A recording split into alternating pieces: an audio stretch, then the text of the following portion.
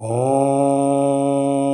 नमः शिवाय। दोस्तों नमस्कार और स्वागत है आपका आनंदमय जीवन चैनल में। दोस्तों आज हम आपको एक ऐसी कथा सुनाने जा रहे हैं जिसमें घमंड का पतन, स्त्री की बुद्धिमत्ता और जीवन का गूढ़ ज्ञान समाया हुआ है। दोस्तों कहानी है दो पंडित भाइयों की जो काशी से विद्या प्राप्त करके लौट रहे थे, लेकिन रास्ते में उन्हें मिले कुछ ऐसे सवाल जिनका उत्तर उनकी सारी शास्त्र विद्या भी नहीं दे सकी। कौन थी वे चारों पनिहारे, क्या रहस्य था उनकी बातों में और आखिर क्यों झुकना पड़ा दोनों पंडितों को उनके चरणों में। दोस्तों आइए जानते हैं इस रहस्य और शिक्षा से भरी अद्भुत कथा को सिर्फ आनंदमय जीवन चैनल पर। दोस्तों बहुत पुराने समय की बात है कि रायगढ़ नामक नगर में एक ब्राह्मण विष्णुदत्त अपने परिवार के साथ रहा करते थे। उनके परिवार में उनकी पत्नी और दो पुत्र थे। दोनों पुत्र अब धीरे धीरे बड़े हो रहे थे। जब वह पढ़ने लायक हुए तो विष्णुदत्त ने सोचा क्यों न इन्हें काशी में पढ़ने के लिए भेजा जाए। काशी में पढ़कर के विद्वान पंडित बनकर के लौटेंगे, यही विचार करके विष्णुदत्त ने अपने दोनों पुत्रों को लिया और काशी में छोड़ करके आ गए। काशी में दोनों भाई विद्या ग्रहण करने लगे। धीरे धीरे दोनों भाई शास्त्र विद्या में निपुण हो चुके थे। बाल्यावस्था में गए थे और विद्या ग्रहण करते करते दोनों भाई जब जवान हो चुके थे, अब तक उनकी विद्या परिपूर्ण हुई तो दोनों ही काशी से अपने घर की तरफ चल दिए। लेकिन उन दोनों को अपने विद्या का बड़ा घमंड था। वो यह सोच रहे थे कि मुझसे ज्यादा ज्ञानी इस संसार में कोई नहीं है। दोस्तों कहते हैं कि किसी का घमंड ज्यादा दिन तक चलने वाला नहीं होता है। भगवान को उनका घमंड तोड़ना था, इसीलिए उनके साथ कुछ ऐसी घटना घटी कि उनका सारा घमंड चकनाचूर हो गया। दोस्तों रास्ते में लौटते हुए वह एक गांव से निकल रहे थे। गर्मी का महीना था, इसलिए उन्हें प्यास लगने लगी और प्यास इतनी बढ़ी कि वह दोनों व्याकुल हो गए। चलते चलते वह एक पनघट पर जाकर के पहुंचे तो उन्होंने देखा कि चार पनिहारिनें कुएं पर पानी भर रही थी। एक भाई ने कहा कि भैया हम इन पनिहारिनों से पानी मांग करके पी लेते हैं। तो दूसरा भाई जो बड़ा था उसने कहा कि तुम्हें पता नहीं है गुरुजी ने क्या कहा था कि किसी के हाथ से अगर कुछ खाओ पियो तो सबसे पहले उसकी जात पूछ लेना, तभी तुम्हारी विद्या सिद्ध होगी। दोनों भाइयों ने आपस में विचार विमर्श किया कि इनसे कैसे इनकी जात पूछी जाए। अगर इनकी जात पूछी गई इनसे तो इनको बुरा लग गया तो बड़ा गड़बड़ हो जाएगा। तो इस तरह से इनकी जात पूछी जाए कि इनको बुरा भी ना लगे और हम पानी भी पी लें। यही विचार करके दोनों भाई उनके पास जाकर के पहुंच गए तो पनिहारियों ने दूर से ही दो सिद्ध पंडितों को आते हुए देख लिया और कहने लगी, अरे पंडित जी इधर कैसे घूम रहे हो, पानी पीना है तो आ जाओ पनघट पर। यह सुनकर के बड़ा भाई पनिहारिनों के पास गया और कहने लगा, अरे बहन मैं काशी पढ़कर पंडित बन आया, तुम सबको राम राम। पहले अपनी जात बताओ तो सिद्ध हो जाए काम। इस तरह से पूछा कि उनको बुरा भी नहीं लगा। पंडित जी की बात सुनकर के चारों पनिहारी आपस में बात करने लगी। फिर उनमें से एक पनिहारी ने हंसते हुए पंडित जी से कहने लगी कि सबसे पहले मैं अपनी जात बताती हूँ, आप अर्थ लगा लेना कि मेरी जात क्या है। इसके बाद पनिहारी ने बोलना शुरू किया, मैं आड़ी नापूं सीधी नापूं कर दूं खंड बंडता और खंड करके फिर सबने जोड़ूं वही जात मेरी पंडता। पनिहारी के मुंह से यह सब सुन करके दोनों पंडित एक दूसरे के मुंह की तरफ देखने लगे। वह तो काशी में 14 विद्या पढ़ करके आए हैं पर उनकी समझ में कुछ नहीं आया। फिर दूसरी पनिहारी कहने लगी, पंडित जी अब मैं बताऊं अपनी जात। पंडित जी ने सोचा कि उसकी तो समझ में नहीं आई, अब यह दूसरी वाली ही पूछ लेते हैं, न जाने इसकी बात समझ में आ जाए। सो कहने लगे, हाँ बहन अब तुम बताओ। तब दूसरी पनिहारी बोली, रद्दी मासूम मदद काड़ू तेरी आंख के आगे देखता और बहन बेटी ना छोड़ो कोनो बाके छोरा पंडिता। यह सुनते ही पंडित जी फिर सिर खुजलाने लगे। दोनों भाई एक दूसरे की तरफ इशारा करते हुए पूछने लगे कि तुझे कुछ समझ में आया या तुझे कुछ समझ में आया, पर दोनों को ही वास्तव में कुछ समझ में नहीं आया था। फिर उन्होंने सोचा अभी तो दो और हैं, इनसे पूछ लेते हैं, न जाने इनकी बात समझ में आ जाए। फिर वह तीसरी पनिहारी से कहने लगे, बहन अब तुम अपनी जात बताओ। तीसरी पनिहारी कहने लगी, तो सुनो पंडिता जी, घर गम के बिजली चमके जले फेरियो आग और आग तपा के रूप बदल दे, सुन ले मेरी बात। इतना बोल करके पनिहारी चुप हो गई। पंडित बोला, भाई हम तो इतनी विद्या पढ़ करके आए हैं पर ऐसी विद्या हमारे सामने आज तक नहीं आई। फिर से दोनों एक दूसरे की तरफ इशारा करके पूछने लगे कि क्या उनको कुछ पता है। तुम्हारी कुछ समझ में आया? क्या तुझे कुछ पता है? पर वास्तव में इसका भी उत्तर दोनों को नहीं पता था। अब छोटे भाई ने बड़े भाई से कहा कि भैया, अभी एक पनिहारी और है, न जाने उसकी बात समझ में आ जाए और उसी से पूछ लेते हैं। मुंह लटकाए दोनों पंडित जी। अब चौथी पनिहारी से कहा कि बहन, अब तुम ही बची हो, तुम भी अपनी जात भी बता दो। इस पर चौथी पनिहारी जोर से हंसते हुए कहने लगी, पंडित जी, पहले 3 पनिहारियों ने जो अपनी बात बताई है, जात बताई है, वह तो बता दो कि तुम्हारी समझ में आई कि नहीं। पंडित जी सिर जलाते हुए कहने लगे, हमारे पल्ले तो कुछ नहीं पड़ा बहन, अब न जाने तुम्हारी जात हम पकड़ पाए, अब तुम भी बता दो। तो पनिहारी बोली, ठीक है पंडित जी, तुम्हारी समझ में जब 3 नहीं आई तो मेरी बात कैसे समझ में आएगी, पर फिर भी चलो मैं बता देती हूँ।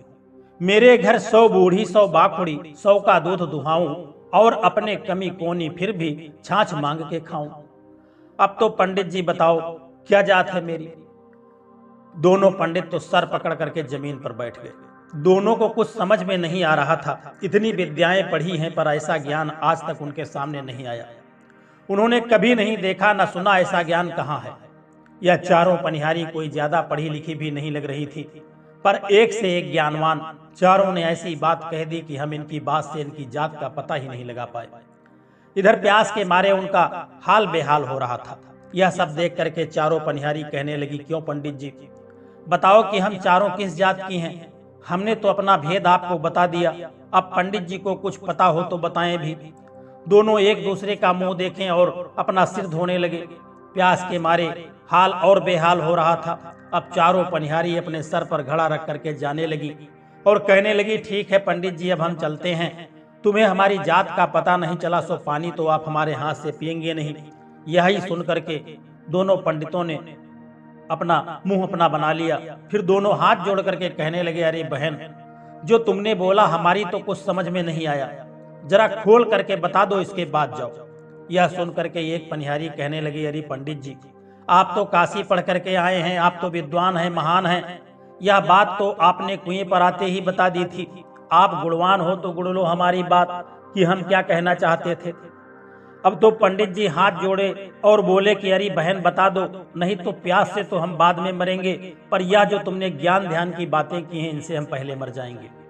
अब पनिहारी कहने लगी, तो पंडित जी आपकी समझ में आ गया कि अपनी अपनी जगह पर सब विद्वान होते हैं, कोई काशी पढ़ करके ही विद्वान नहीं होता। इतना घमंड जो तुम्हारे अंदर था अपनी विद्या को लेकर के सब फीका पड़ गया ना। दोनों पंडित मुंह लटकाए चुपचाप बैठे थे। अब पनिहारी बोली, तो पंडित जी पहले हमें गुरु बनाओ, तब हम आपको बताएंगे कि जो हमने बात कही है इसका उत्तर क्या है। अब पंडितों का घमंड फिर से सामने आ गया। औरत को गुरु कैसे बनाए? पंडित जी चुपचाप बैठे रहे। पनिहारी ने फिर पूछा, पंडित जी हमें अपना गुरु बनाते हो कि हम यहाँ से चले जाएं? पंडित बेचारे बड़े ही परेशान, सोचने लगे, अगर इनकी बातों का भेद नहीं जाना तो व्याकुलता बढ़ जाएगी, और पानी नहीं पिया तो जान निकल जाएगी, और अब कोई रास्ता नहीं देख करके दोनों पंडित जी उन चारों पनिहारियों को गुरु बनाने के लिए तैयार हो गए और कहने लगे, ठीक है, जिससे ज्ञान मिले वही गुरु। बहनों, हम तुम्हें गुरु मानते हैं। पनिहारी बोली, ऐसे नहीं पंडित जी, पहले एक पैर पर खड़े हो जाओ दोनों के दोनों और हाथ जोड़ करके कहो कि ईश्वर को साक्षी मान करके हम चारों पनिहारों को अपना गुरु मानते हैं। अगर आपने इस तरह से कह दिया, हमारी तो यही गुरु दक्षिणा हो जाएगी। अब दोनों पंडित बेचारे क्या करते, हाथ जोड़ करके एक पैर पर खड़े होकर के कुएं की जगत के पास चारों पनिहारों से कहने लगे, हम ईश्वर को साक्षी मान करके कहते हैं कि आज से तुम चारों पनिहारी हमारी गुरु हो। अब एक पनिहारी हंसते हुए कहने लगी, सुनो पंडित जी, बिना गुड़ाई 14 विद्या सारी धूल समान, गृहस्थी की 7 विद्या जो पढ़े वही बने विद्वान। पंडित जी मैंने आपसे कहा था, आड़ी नापूं सीधी नापूं करूं खंड वंडता, सारे खंड फिर जोड़ दूं सुनो बांके पंडिता। तो पंडित जी मैं हूं दर्जी की बेटी, मेरी जात है दर्जी। पंडित जी बड़ी बड़ी आंखों से उस पनिहारू को देखते रहे। फिर दूसरी पनिहारी कहने लगी, पंडित जी मैंने आपसे कहा था कि रद्दी में से काड़ू आंखें आगे देखता, और बहन बेटी ना छोड़ू कोनो वासी को मैं छोड़ता। पंडिता मैं तो सुनार की बेटी हूँ, हम किसी भी बहन बेटी को नहीं छोड़ते, जिसका भी जेवर बनाते हैं उसमें से कुछ न कुछ सोना जरूर निकाल लेते हैं। तो आई मेरी बात समझ में? पंडित जी हाथ जोड़ करके कान पकड़ते हुए कहने लगे, मान गए बहन मान गए। तुम्हारे ज्ञान के आगे हम हार गए। अब तीसरी पनिहारी कहने लगी, सुनो ब्राह्मण देवता, मैंने आपसे कहा था कि घर गम के बिजली चमके जले फेरियो आग और आग तपा के रूप बदल दे। सुन लो मेरी बात, यानी मैं हूं लुहारी। हम आग तपा के बर्तन का रूप बदल देते हैं और जब आग चमकती है तो घर गमकता है और चारों तरफ चमक उठती है। अब पंडित जी ने जब यह सुना तो कहने लगे, मैं इतना नहीं समझ पाया कि यह आग तपा करके रूप बदल देते हैं। यह तो बड़ी आसान बात थी, पर हम दोनों समझ ना पाए। अब वो चौथी पनिहारी जो थी वे कहने लगे, बहन अब तुम भी अपनी बात का भेद बता दो। अब चौथी पनिहारी हंसते हुए कहने लगी, सुनो पंडित जी, मैंने आपसे कहा था कि मेरे घर 100 बूढ़ी 100 बाखुड़ी 100 का दूध दुहाऊं, हमारे घर में कमी कोना फिर भी छाछ मांग कर खाऊं। तो पंडित जी आई बात समझ में, मैं हूं रबाड़ा। हमारे घर में ऊंट ऊँटनियों की कमी नहीं है। 100 ऊँटनी ब्याई खड़ी हैं, 100 बछेड़ी हैं और 100 लग रही हैं जिनका दूध दुहाती हैं। इतना दूध होने के बाद भी छाछ मांग करके ही खाते हैं, क्योंकि ऊंट के दूध में जामुन नहीं लग सकता, दही नहीं जम सकता। सो यह मेरी बात का मतलब है। अब चारों की बात सुनी तो पंडित जी हाथ जोड़ करके गर्दन नीची करके कहने लगे, भाई मान गए तुम्हारे इस ज्ञान को, पर यह तो बताओ कि यह पढ़ाई तुमने पढ़ी कहाँ, यह ज्ञान तुम्हारे अंदर कहाँ से आया। इस पर पनिहारी कहने लगी, अरे पंडित जी, यह पढ़ाई किसी स्कूल या विद्यालय या पाठशाला में नहीं पढ़ी जाती। जीवन की आपत्ति और विपत्ति में यह ऐसे ही ज्ञान दे जाती है। पंडित जी फिर बोले, अरे मेरी बहनों, इस ज्ञान का नाम तो बता दो, इस पढ़ाई का, इस विद्या का क्या नाम है। अब एक पनिहारी हंसते हुए कहने लगे, अरे पंडित जी, इस विद्या का कोई नाम नहीं है, पर यह विद्या पुरुषों की अपेक्षा औरतों में 2 गुनी ज्यादा होती है। और वह कैसे, यह भी मैं आपको बताती हूँ कि तिरिया पानी में आग लगा दे, निकले जल से सूखी और निर्दोष को भी दोष लगा दे, चेली नीच गुरु की। अब तुम इस औरत का गुण मानो या अवगुण मानो इसे। औरत कई तरह की होती हैं, वह किसी को भी दोष लगा करके निर्दोष को भी दोषी बना दे, और वही औरत घर ने तारे, कुल भी तारे और नगरी को भी तार दे। धन्य है ऐसी नारी, नार ने सती जाको नाम सुगरी। तो पंडित जी, औरतों के बारे में सारे रूप होते हैं। औरत अपनी पर आ जाए तो क्या से क्या कर दे, पर अपनी पर आए तो घर जोड़ दे और परिवार बना दे, कुल का कल्याण कर दे। इसलिए यह विद्या पुरुष के मुकाबले औरत में 2 गुनी ज्यादा होती है। अब दोनों पंडितों की समझ में आ गई थी बात। दोनों ही हाथ जोड़ करके कहने लगे, जय हो, धन्य हो नारी जाति। सच में ही भाई, नारी जाति का कोई मुकाबला नहीं है। अब आप हमें पानी पिला करके हमारी प्यास बुझाओ, नहीं तो हमारे प्राण निकल जाएंगे। फिर हंसते हुए चारों पनिहारियों ने उन पंडितों को पानी पिलाया और अपने अपने घड़े उठा करके अपनी रास्ते चली गई। सो दोस्तों, आज की कहानी यहीं पर समाप्त होती है। आज की कहानी से हमें यह शिक्षा मिलती है कि हमें कभी भी किसी को अपने से नीचा नहीं समझना चाहिए, क्योंकि नारी ही नारायणी है, नारी से ही नर का जन्म होता है। किसी के ज्ञान को उसकी जात, लिंग या रूप से नहीं आंकना चाहिए। सच्चा ज्ञान अनुभव और जीवन के संघर्षों से आता है। स्त्रियों में जन्म से ही वह विवेक और दृष्टि होती है जो बिना किसी शास्त्र पढ़े और जीवन के गूढ़तम रहस्यों को समझने में वह सक्षम होती है। इसलिए नारी नारायणी है और उसका सम्मान करना ही सच्चे विद्वान का धर्म है। तो दोस्तों, यह थी 2 विद्वान पंडितों की और 4 ज्ञानवती पनिहारियों की कथा, जो हमें यह सिखाती है कि विद्या सिर्फ किताबों से नहीं आती, अनुभव से भी विद्या आती है।